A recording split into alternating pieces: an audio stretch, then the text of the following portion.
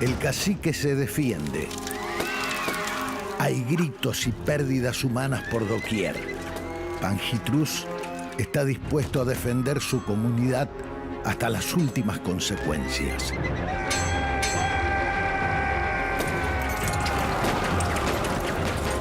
El cacique continúa la lucha cuerpo a cuerpo. Finalmente, la contienda termina. Pangitrús promete venganza.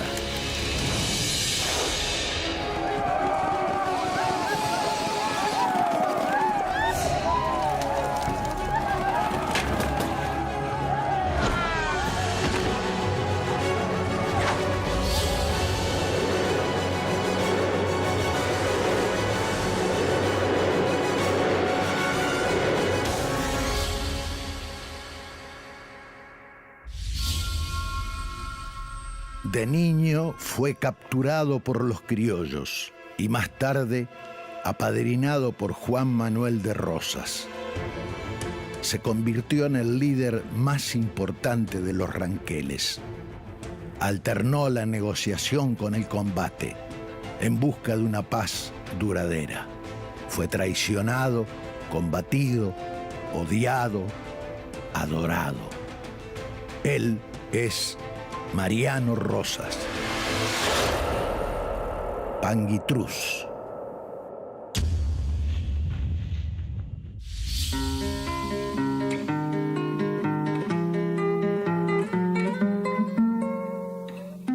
Hacia el año 1825, a orillas de la laguna Leubucó, actual provincia de La Pampa, nace Pangitrús Guor.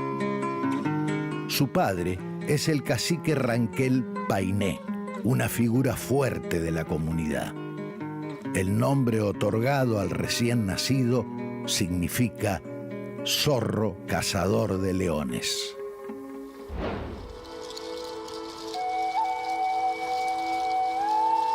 Los primeros años de vida de Pangitrús transcurren pacíficamente, pero no será por mucho tiempo. A sus 9 años de edad, mientras cuida a una caballada junto a otros niños, sucede algo inesperado. Una partida de soldados criollos los toma por sorpresa y los hace prisioneros.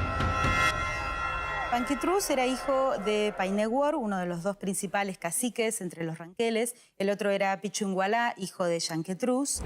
Y entre ellos había uno, Yanquelén, que se desligó de los ranqueles y pasó a ser indio amigo en la frontera bonaerense bajo las órdenes de Juan Manuel de Rosas. Hubo un momento hacia fines de la década de 1830 en el que Painé y Pichuín planearon un malón sobre provincia de Buenos Aires y llevaron a sus hijos, a sus respectivos hijos, Manuel Huichal y Pangitrús Guor, en un momento en que los dejaron cuidando las caballadas y sabiendo Yanquelén que se aproximaban a la frontera, mandó a tomar prisioneros justamente a los dos niños. Y Yanquelén se los entregó a Juan Manuel de Rosas, que fue quien lo bautizó con este nuevo nombre de Mariano Rosas, y lo crió y le enseñó toda una serie de trabajos de campo.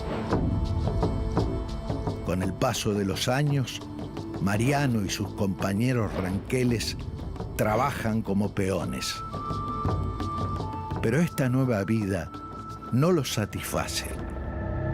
Las ansias de regresar a su hogar los lleva a planificar una fuga.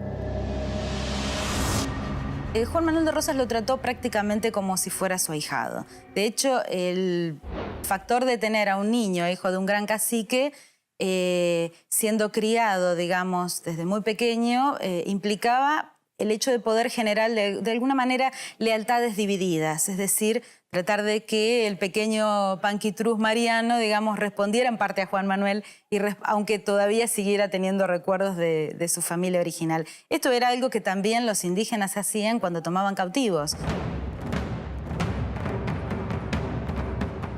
El plan se ejecuta una noche.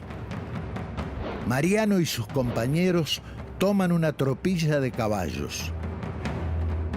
ya a bordo de sus corceles, emprenden rápidamente la fuga. Al día siguiente, llegan a su tierra. El joven Mariano vuelve a llamarse Panjitrús y, pese a lo traumático de la experiencia, no guarda rencor hacia Rosas. Rosas lo protegió enormemente y le dio mucho. Le manda una carta, le dice, pero ¿cómo te has ido? Pero me hubieras dicho. Si hubieras querido, yo te hubiera dado lo que me pedías. Y si alguna vez vienes para acá, para Buenos Aires, entonces vení conmigo y búscame, que yo voy a estar contigo por un rato. La misiva es acompañada por un gran obsequio: 200 yeguas, 50 vacas, 10 toros, 2 tropillas de overos negros, además de otros elementos. Guiado por el consejo de un grupo de ancianas, Panjitrús agradece los regalos, pero jura no volver a pisar tierra cristiana. En poco tiempo, este muchacho de temple aguerrido alcanzará un lugar de gran importancia en la comunidad.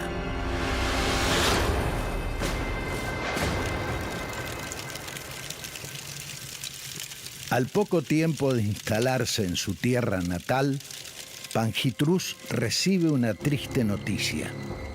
Painé, su padre, falleció en un accidente. El poder recae en Calbayú, hermano mayor del recién llegado. Pero la desgracia visita nuevamente a la familia. En 1858, Calbayú también pierde la vida. Esto permite que Panjitrús se convierta en el líder de los ranqueles.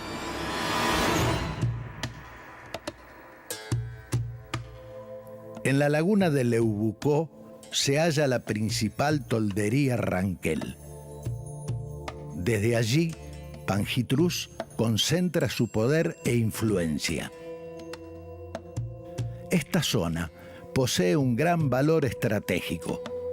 Por un lado, se encuentra de camino a los dominios del importante cacique Calfucurá, y por otro, entre las tribus de 2 jefes aliados a Mariano Rosas, Ramón y Baigorrita.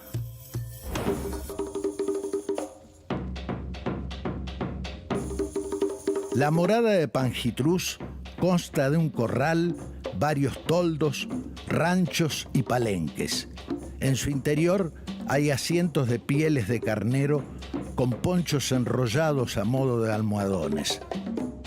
La economía ranquel se basa en el pastoreo de ganado, la recolección, la caza y la horticultura de maíz, zapallo y sandías. Sin embargo, la principal fuente de riqueza radica en el ganado. A partir de este se desarrolla la artesanía textil, de cuero y de plata, entre otros productos. También es importante el intercambio que realizan los ranqueles con otras comunidades indias y poblaciones criollas próximas.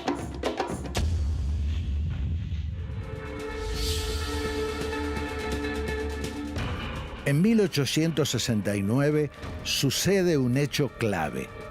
La Ley 215 autoriza la expansión territorial del Estado argentino. Esto significa avanzar sobre las tierras pertenecientes a los grupos indios.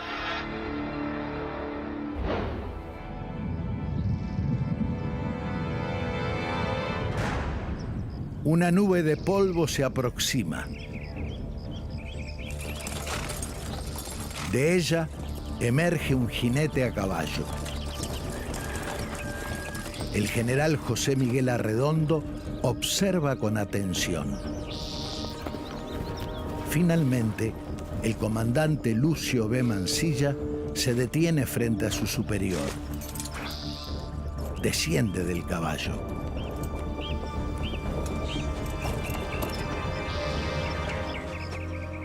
Los militares caminan unos metros bajo los pesados rayos del sol. Mansilla explica que vino para solicitar autorización. Su idea es encabezar una misión hacia las tolderías ranqueles y de esta forma garantizar los acuerdos de paz. Su superior se mantiene en silencio. Finalmente, le estrecha la mano. La autorización está concedida.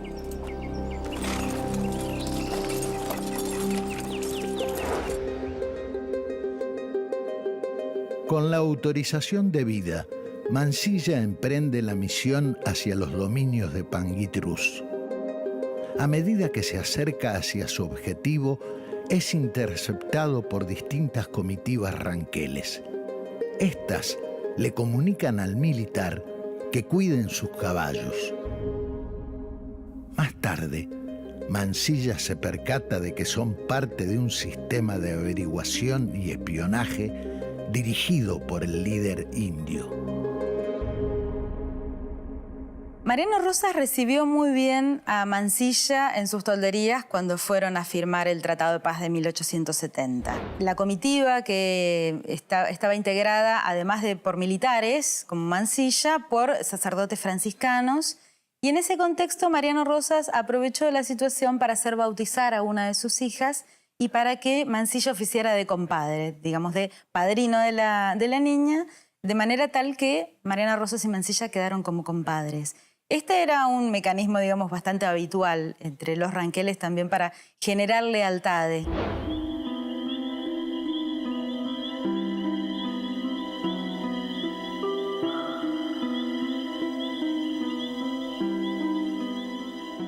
La reunión peligra. El líder ranquel y el militar criollo hace más de una hora que están en silencio. Finalmente, el cacique habla. Le pregunta para qué necesitan tanta tierra. El comandante da una explicación breve, casi efímera. Los ojos del líder se encienden.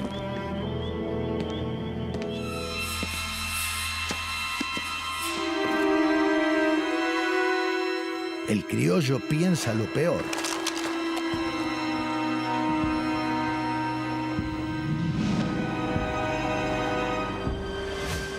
Pero el cacique extrae un fragmento arrugado de periódico y se lo entrega a su interlocutor. Es la noticia de la construcción de un ferrocarril en la zona.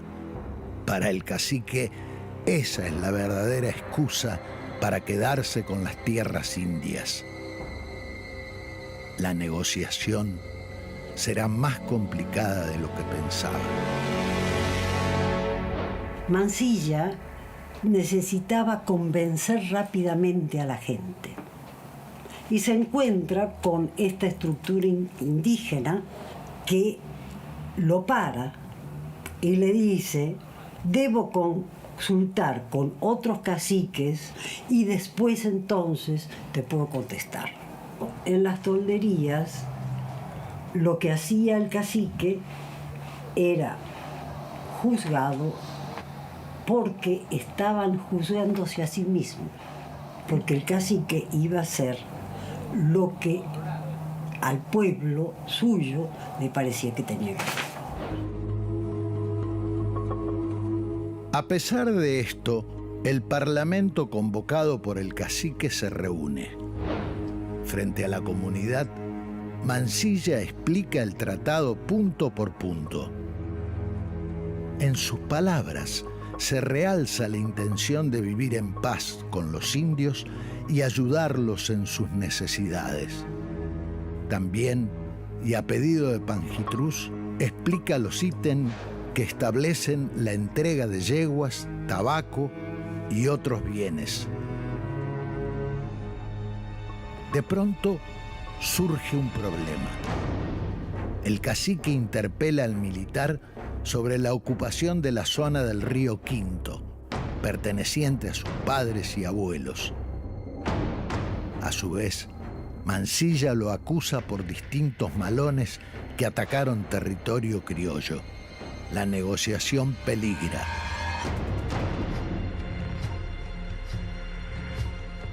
Nueve horas más tarde, y ya calmados los ánimos, Panjitrús da por terminada la junta. Los ranqueles en general no veían muy bien la firma de este tratado porque sabían, de hecho, por la circulación de diarios al interior de las tolderías, que se estaba planeando extender la línea de ferrocarril bastante más al sur, y ya en 1869, el año anterior, se había avanzado la línea de frontera del río Cuarto al río Quinto en el sur de Córdoba, digamos. Entonces ellos estaban perfectamente conscientes, digamos, de que este tratado de paz no iba a ser necesariamente favorable, aunque lo necesitaba. Días después, y con motivo de la partida de Mansilla, el cacique le entrega un poncho tejido por su mujer. De esta forma, queda sellada la confianza entre ellos. El objetivo del tratado, según se dice, era hacer tiempo hasta que se dieran las condiciones necesarias como para avanzar sobre las tierras de los indígenas. En realidad, el proyecto, digamos, de avance sobre estas tierras estaba desde 1867, en la Ley 215, digamos, de avance del territorio hasta el Río Negro, pero no había podido lograrse por una serie de cuestiones que tienen que ver básicamente con la capacidad bélica que tenía el Estado Nacional en construcción en ese momento. Hacia 1870 y unas décadas después, el Estado Nacional ya va a ofrecer de alguna manera un bloque homogéneo, ofensivo contra los distintos grupos indígenas de Pampa y Patagonia. Es decir, las políticas fronterizas eran homogéneas desde Mendoza, San Luis, Córdoba y Buenos Aires. Esto era, digamos, distinto a lo que venía sucediendo hasta la década de 1860, en la que los ranqueles, por ejemplo, podían pactar con el gobierno de San Luis y atacar al gobierno de Buenos Aires. En este momento, hacia 1870, esa capacidad de negociación empieza, digamos, a ser cada vez más mermada. Como sucesor de Mansilla, se designa a Antonio Baigorria. Sus intentos por ganarse la confianza de los indios son en vano. Panjitrús decide formular sus reclamos por las raciones y pagos incumplidos a través de los frailes franciscanos. Pero la tensión entre indios y criollos va en aumento. Finalmente, José Miguel Arredondo, superior de Baigorria, decide tomar las armas.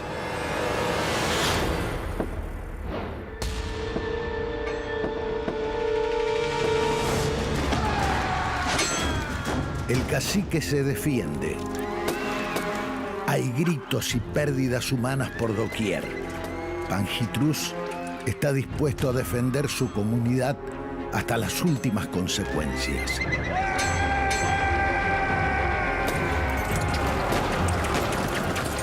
El cacique continúa la lucha cuerpo a cuerpo. Finalmente, la contienda termina. Panjitrús promete venganza.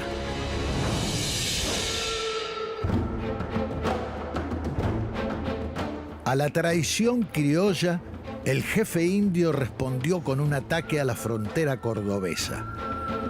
Hacia fines de mayo de 1871, Arredondo contraatacó. A pesar de contar con más de 1.400 hombres, las fuerzas de Panjitrús vencieron. Con el paso de los años, la presión por parte del gobierno porteño hacia los indios aumentó. La modernización del ejército y la aparición de la viruela agotaron las defensas de las comunidades indias. Se cree que esta enfermedad fue la que llevó a la muerte a Panjitrús el 28 de agosto de 1877. En la ceremonia funeraria, registrada por los periódicos de la época, el cuerpo fue vestido con sus mejores ropas. De esta forma, concluyó la lucha de uno de los últimos grandes líderes indios.